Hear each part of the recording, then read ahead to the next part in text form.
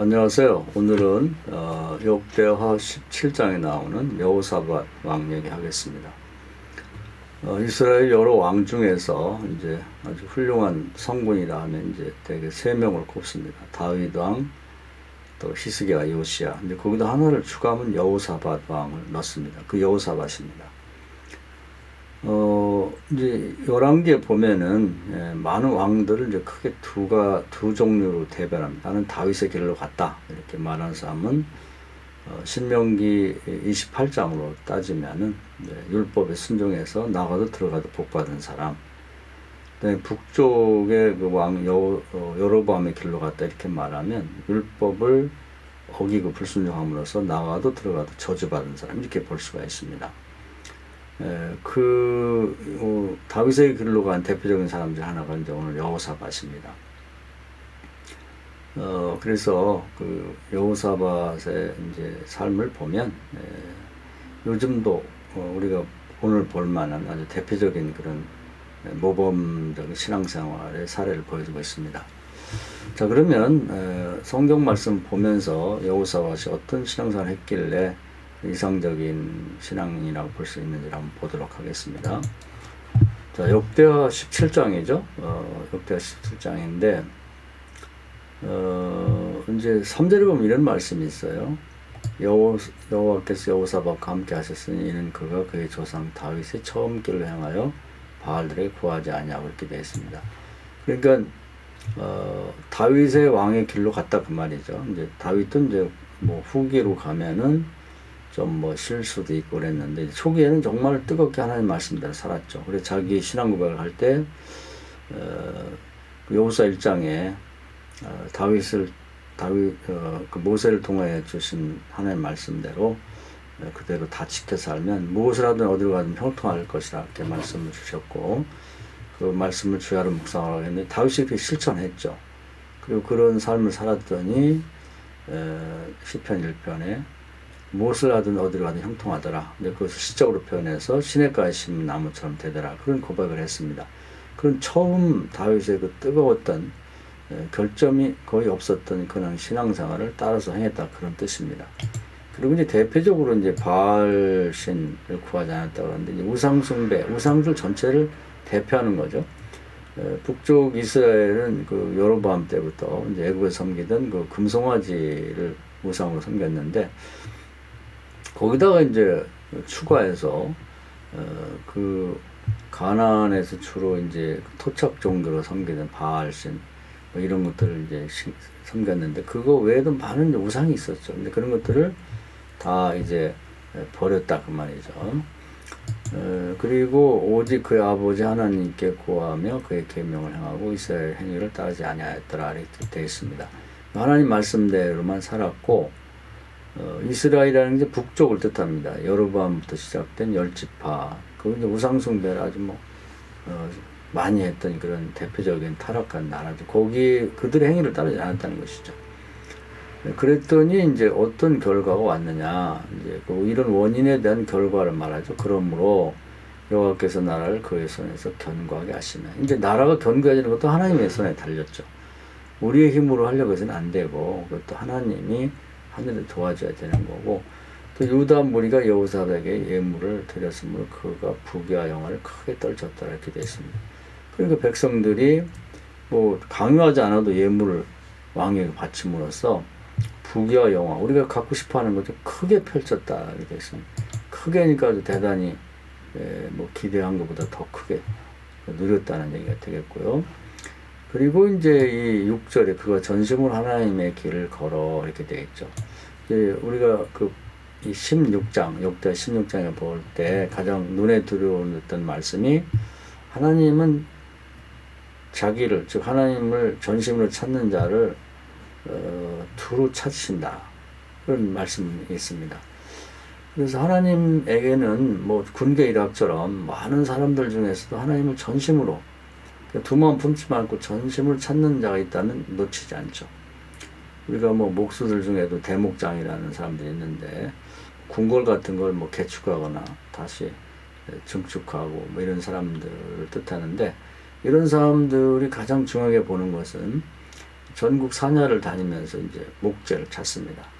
궁궐에 뭐 석가래나 기둥이나 들보 같은 걸 만들 그런 이제 그 목재를 찾아서 다니는 것이죠. 우리나라에서 가장 좋은 목재는 이제 금강송을 치는데 그런 것들이 어디 있는지 그런 걸 찾아서 다니는 것이죠. 그 눈에는 대목장의 눈에는 이제 그런 목재만 눈에 띄는 것이죠. 하나님 눈에는 어떤 사람이 띄느냐?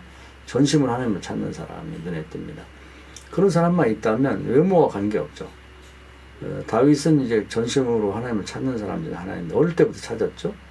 그 시골에 뭐 그냥 목동하는 집안에 8아들 중에 막내로 태어났지만 뭐 아직 나이도 어리고 뭐 별로 볼품이 없었던 것 같아요.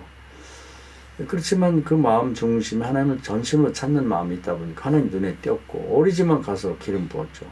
왕을 삼았습니다.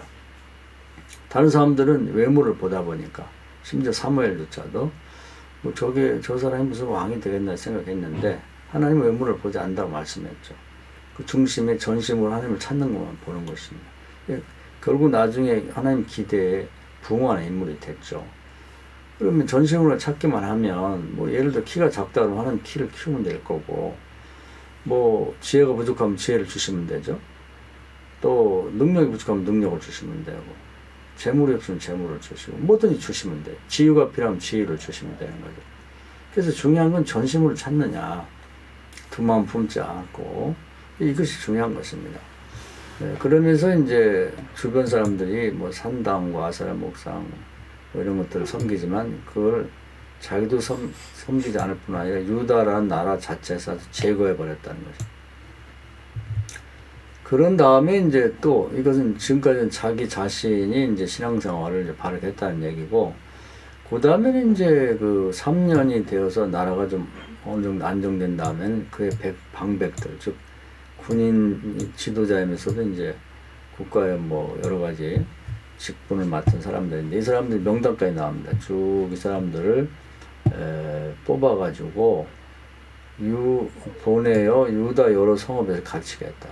율법을 가르치게 한 거죠. 백성들도 자기처럼 믿도록, 그래서 우상을 다 척결하고 하나님 말씀대로 믿도록 가르쳤죠. 그리고 레위 사람들도 뽑아가지고 또 쭉 이렇게 레위 사람들을 보내왔다. 제사장들도 뽑아서 보냈죠. 그래서 그들이 여호와 율법을 가지고 유다에서 가르치되 그 모든 유다 성읍 두루 다니는 백성을 가르쳤다. 이게 이제 따지고 보면 이제 가장 좋은 왕이자 가장 바른 정치는 이렇게 하는 것이죠. 자신도 율법적을 복사해서 앞에 놓고 뭐 대소사에서 하나님 뭐라고 말씀하셨나를 확인하면서 마치 돌다리도 두드리며 가듯이 그렇게 정치를 해 나가고, 자기뿐만 해서는 안 되죠. 백성 전체 그렇게 살도록 먼저 지도자들, 여기 보면 뭐 방백이라든지 레위 사람 그리고 제사장들도 그렇게 살도록 먼저 가르친 다음에 전국토의 모든 성읍들에 보내가지고 두루 다니면서 율법을 가르쳤다. 아주 이상적인 왕을 모습을 볼 수가 있는 것이죠. 그랬더니 이제 국가가 이런 식으로 되니까 국가는 그럼 이런 원인에 대한 결과가 어떻게 나타나냐. 여호와께서 유다 사방의 모든 나라에 두려움을 주사 여호사밧과 싸우지 못하게 하시면 이렇게 되어 있죠. 외교 관계, 국가와 국가의 사이에도 아주 이상적인 모습이죠. 유다 상업 모두가 또 왕부터 시작해서 모두 하나님 말씀대로 살다 보니까 결국 요한복음 1장 1절에 굉장히 중요한 언급이 있는데요. 말씀이 곧 하나님이다. 말씀이 있는 곳에는 하나님이 계신 거죠. 그러니까 주변 국가에서도 뭔가 이 여호사밧 유다에서는 하나님의 기운이 느껴지는 거죠. 그건 뭐 어떻게 말로 표현할 수 없는 그런 신령한 기운이 느껴지기 때문에 감히 뭐 전쟁할 번을 못하죠. 생각도 못하는 거예요. 그러니까 뭐 싸울 수 없는 거예요. 요즘에 교회 다니는 사람들 중에도 그렇고 세상 사람들이 뭐 어디 아이들 왕따 당하고 뭐 또 직장 다니면서 뭐 소외당하고 무시당하고 또 교회 다닌다고 요즘에 특히 뭐 코로나와 관련해 가지고 뭐 아직도 교회 다니냐고 그러고 뭐 또 이렇게 좀 무시 멸시 이렇게 능욕하는 경우가 있는데요. 그 제대로 말씀을 묵상하고 다니고 말씀대로 생각하고 말하고 행동하면 그렇게 못합니다. 두려워하고 함부로 대할 수가 없는 것이죠. 하나님한테 어떻게 함부로 대하냐. 하나님을 그런 식으로 대하면 큰일 나죠. 그리고 나라도 마찬가지고 개인도 마찬가지다. 교회도 마찬가지죠. 교회도 말씀이 없다 보니까 주변에서 함부로 하는 거지 절대 그렇게 할 수 없는 것입니다. 그리고 늘 주변에 아주 대표적으로 이스라엘을 괴롭히고 공격하는 그런 블레 사람들도 여호사밧에게 구하지 않았는데 예물을 들고 와서 조공을 바쳤다. 또 다른 나라 아라비아 사람들도 짐승떼, 곧 엄청난 짐승떼를 가져와서 선물을 바쳤다는 거예요. 그러니 뭐 이게 나라도 잘 되려면 이렇게 돼야 되는 거죠. 근데 그 이유가 하나님의 말씀대로 살았더니 이렇게 됐다는 겁니다. 그래서 보면 이제 여호사밧이 점점 강대해지고 유다의 견고한 요새가 국구성을 건축했다. 뭐 나라가 잘 되니까 이제 더 견고하게 요새도 만들고 또 이렇게 조공도 들어오고 뭐 나라가 잘 되니까 이제 국구성이라는 게 이제 창고죠. 창고도 새로 짓고 그리고 유다 여러 성읍에서 공사가 많이 하고 예루살렘이 크게 용맹스러운 군사를 두었다. 그래서 이제 경기가 살아나다 보니 건축 경기가 살아난 거죠. 그리고 이제 인물들이 많이 생겼고 용맹스러운 군인들이 또 군사의 수요가 뭐 엄청나게 많아졌죠. 또 지휘관들도 많아지고 또 뭐 여기 보면 자기를 여호와께 즐거이 드린 헌신자들 큰 용사들이 많아졌다. 그리고 활과 방패 잡은 자, 이 얘기는 뭐냐면 그 국방력이 이제 좋아졌다는 거죠. 그래서 무슨 무기 체계도 제대로 잡혀가고 그 다음에 이제 여호사밧이라 싸움을 준비한 자가 18만 명을 거느리고 있었다. 그러니까 뭐 군인들도 아주 든든하게 이렇게 양육되었다는 얘기고요.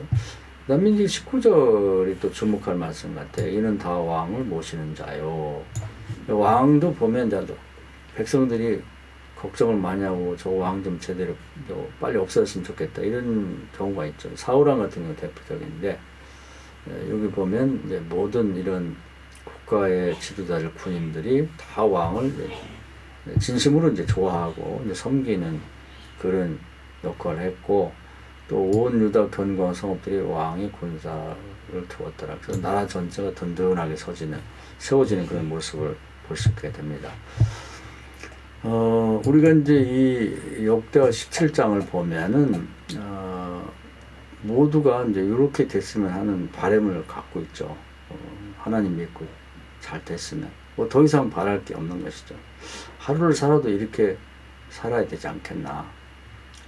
결국, 신앙의 기본, 가장 기본으로 돌아가면, 뭐, 신명기 구약으로 말하면 28장에 하나님 말씀대로 이제 다 지켜가면 순종하면 나가도 들어가도 복을 받고 그리고 또 뭐 자식도 잘 되고 농사도 잘 되고 가축도 잘 되고 먹는 떡반죽 그릇도 복 받고 그래서 먹는 것이 다 건강에 도움이 되고 뭐 이런 식으로 된다는 거죠. 그래서 이제 이런 삶이 정말 가능하겠나 하는데 여호사밧을 보면 이제 그런 실제 삶을 살았죠. 우리는 이제 여호사밧의 얘기로 돌아가서 나는 과연 신앙의 기본을 잘 지키고 있는지 또 나의 삶에서 어느 곳이 문제인가 어딘가 부실한 거기서는 문제가 터지는 거죠. 그래서 말씀에 온전한 순종 다 지켜야 하는 것. 근데 그게 이제 굉장히 어려운 것 같지만 따지고 보면 그렇게 어려운 것도 아니죠. 오늘은 한번 그 신앙의 기본을 확인해 보고 여호사밧과 내가 뭐가 다른가 또 여호사밧이 이루고 누리는 것에 비해서 나는 뭔가를 부족하다 그러면 이제 그 부분을 거꾸로 되짚어 나가다 보면 이제 그 원인이 그 말씀의 어느 부분이 내가 불순종하기 때문에 그것이 원인이 돼서 내 삶이 고장났다 이렇게 볼 수가 있겠습니다. 이 말씀 은혜가 되시길 바랍니다. 감사합니다.